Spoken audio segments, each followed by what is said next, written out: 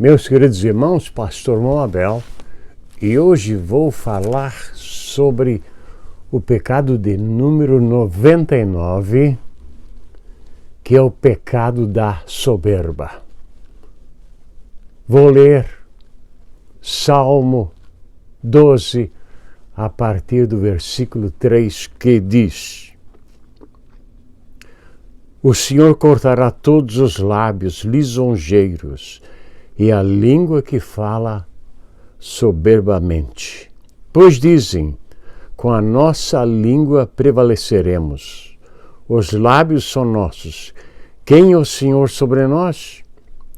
Por causa da opressão dos pobres e do gemido dos necessitados, me levantarei agora, diz o Senhor, porém em salvo aqueles para quem eles assopram. As palavras do Senhor são palavras puras, como prata refinada em forno de barros e purificada 7 vezes. Este site é um site de Bíblia. Não temos aplicação política ou críticas e queixas.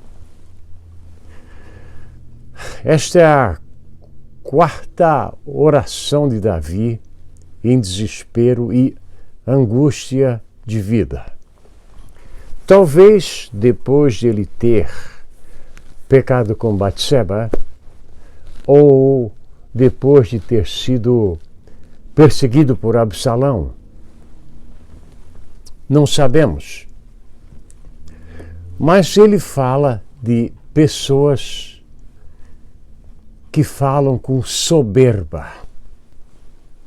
Quem fala com soberba, ele vive com soberba.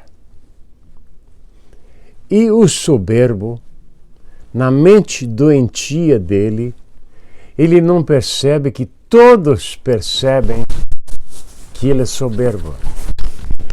Ele não consegue entender isto, porque o mundo é um mundo de pessoas que também estudam, se preparam. E o soberbo, segundo Deus, comete um pecado muito grande, porque ele garante a sua vitória, a sua vida, nos bens que ele tem. No passado, sempre ouvia-se dizer, se Deus quiser, farei isso ou farei aquilo. Sempre a expressão, se Deus quiser, se Deus permitir. Eu digo, com a ajuda de Deus, farei isto. Por que digo isto? Porque a ciência nos diz que entre a vida e a morte, são segundos que nos separam um do outro. A Bíblia diz, numa época que não tinha a cultura que temos hoje, diz que nós estamos a um passo da morte. Quer dizer que estamos bem perto do nosso fim.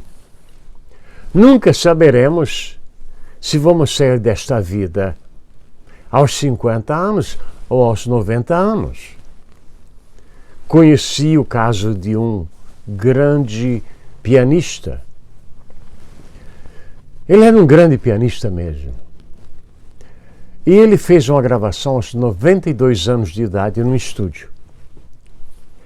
Quando ele terminou, eles estavam ouvindo a gravação e ele disse, falando do seu trabalho no piano, nada mal para um homem de 92 anos, não é? E caiu morto. Existem casos de pessoas que cantando já caíram mortas. Acontece isto. Eu conheci o caso uma certa vez, numa reunião de ministério, que uma esposa de pastor, não sei como ela entrou naquela reunião. Eu era até o vice-presidente daquela igreja, daquele ministério. Mas Eu não tinha a mínima ideia do que era isso, porque isso nunca me passou na mente. A cadeira de presidente ou de vice-presidente. Não, o que conta nesta vida é o conhecimento. Não tendo conhecimento, o piloto do avião vai derrubar o avião. Não tendo conhecimento, o navio pode se afundar nas mãos de um homem que não tem experiência. Vocês entendem? Então sempre procurei a sabedoria, o conhecimento. Então, quando nós observamos que a soberba é uma coisa ruim, citando o caso da reunião do ministério, a mulher, a esposa do pastor, isso foi lá no Rio de Janeiro, ela disse, rangindo os dentes, tu vai ver no dia 10. Ela estava juntando um grupo de irmãs para atacar o pastor fisicamente. Interessante que no final da reunião, eu estava orando e vi uma mulher num caixão, mas o estado dela era um estado horrível. A aparência dela parecia como de uma bruxa. E passou-se uns dias e me esqueci. Quando chegou no dia 10, aconteceu uma coisa interessante. No dia anterior, esta senhora teve um pequeno acidente no pé, na perna, coisa assim. E foi para o hospital. E no dia 10, ela morreu e estava dentro do caixão. No dia que ela tinha programado para atacar o pastor, pelo que eu entendi, eu era muito jovem naquela época, tinha 33 anos. Que coisa interessante, falar com soberba, agir com soberba. Aquele olhar altivo. Eu tinha um amigo que, eu nunca notei isso nele, mas um outro pastor disse, você viu como o seu amigo, o pastor fulano e tal, ele tem um olhar altivo? Assim. Eu não tinha percebido. Mas olhar altivo é esticando o pescoço para demonstrar autoridade. Quando isto, Deus abomina. Então, o soberbo fala com soberba porque ele não entende a palavra de Deus. Ele age com soberba porque ele não entende que o próximo precisa de ajuda. Ele age com soberba, fala com soberba, porque não lê a palavra de Deus e não vive segundo o Evangelho de Jesus, segundo os ensinos bíblicos. Isto leva ao pecado da soberba. Sempre dizendo, eu tenho isso, eu tenho aquilo, meu carro é um carro tal. Ninguém nem está perguntando para ele. Vocês entendem? E a minha casa? Ele não fala da casa na eternidade, porque ele não tem nada lá.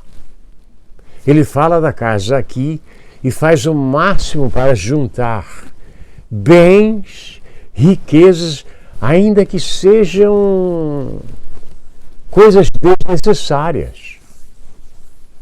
Como um exemplo. Uma certa vez um pastor americano, ele estava perante o púlpito e disse, este anel, era um anel que ele tinha na mão direita, custou $60 mil.